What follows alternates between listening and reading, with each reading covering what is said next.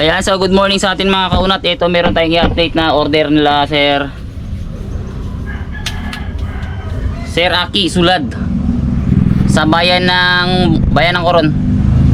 Ito sabi niya kasi nag-request sila, nagawan daw ng video yung kanilang order na spear gun. Ito yung spear gun nila, 60 cm with line release. Ayan.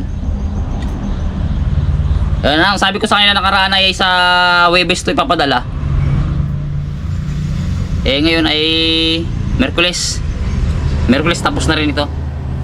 Ito na yung isa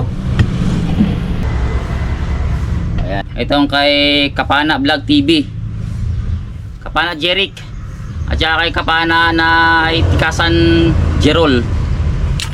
Tama ba Jerol? Request na nagawa natin ng video yung kanilang order para send natin mamaya. Ay, nilalagyan ko lang. Ito pakita ko na rin pala sa inyo sir habang tasakto na nakaganito siya. Pareho lang naman ito sila na paanan ninyo yung dalawa. Ayan, ito yung line shafting. Ayan, pagpasok nyo yan dyan, higilan nyo lang dito ng isa yung daliri para hindi ito umangat. Ayan. Tapos kapag magkakasa kayo, hawakan nyo na itong tali. Ayan. Napaka-smooth ng inyong trigger.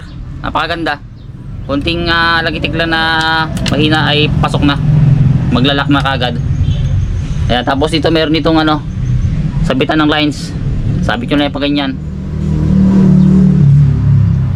Yan, kailangan dapat ganyan magiging tsura nya.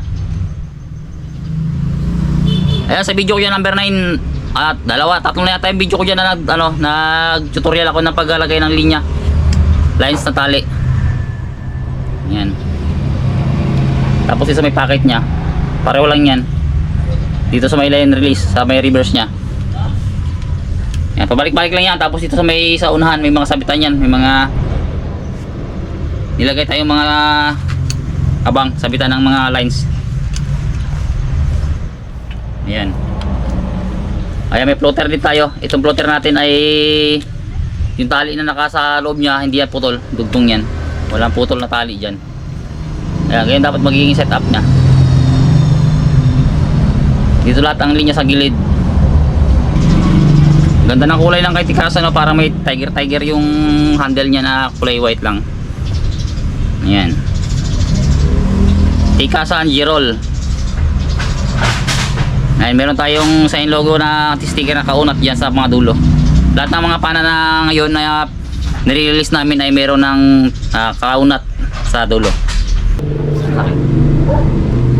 Kaya mga kaunat, iti-testing natin itong kay Tikasan TV.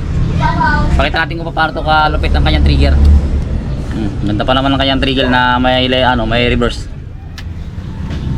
Sabi natin dalawang rubber.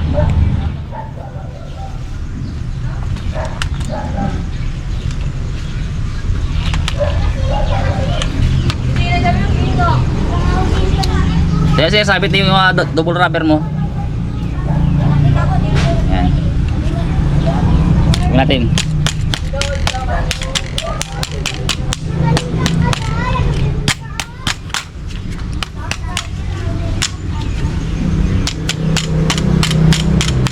Dapat ito pinupok mo na yun. Kung talagang re-release ito, pag pinupok mo dito, tatalon yan dun sa loob Pero wala yan. Goods na goods yung double rubber 60 cm. Ayan, shoutout kay Tikasan TV, Tikasan Jurel ng bayan ng Port Barton, Palawan. Payatest natin ang single rubber lang. Kasi kapag double rubber natin masyado nang malakas. Ayan, payatest natin yung single rubber.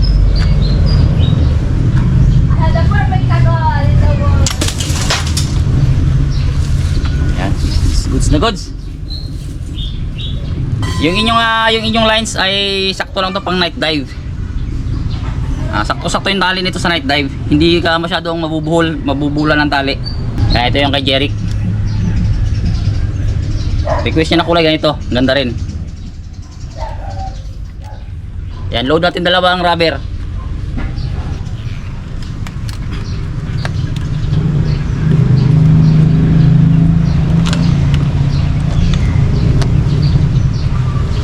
So yan sir, nakaload na yung double rubber na 60 cm. Yan, ang ganda niyan. Palpagin natin para makita natin kung gaano kalupit yung trigger.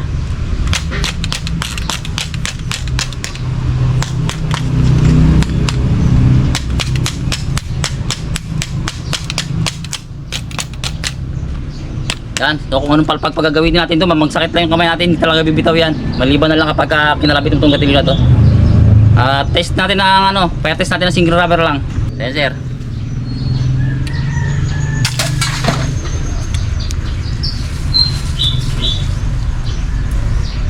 So yan, goods na goods. Yung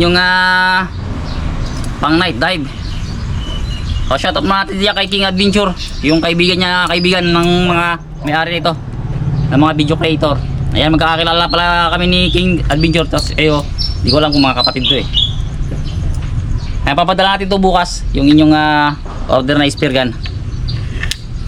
Okay, salamat. Huwag nyo lang kalimutan yung follow kayo sa FB page ni Kaunat. Pero hindi Kaunat yung pangalan natin sa FB page, Algin Habonillo yung talagang pangalan ko talaga. Tapos ang YouTube channel natin ay EJ Spearfishing Palawan. Ayan, itong video na ito, yan, may upload natin ito sa YouTube channel tsaka sa Facebook page natin. Okay, salamat sa inyo mga idol, salamat sa inyo.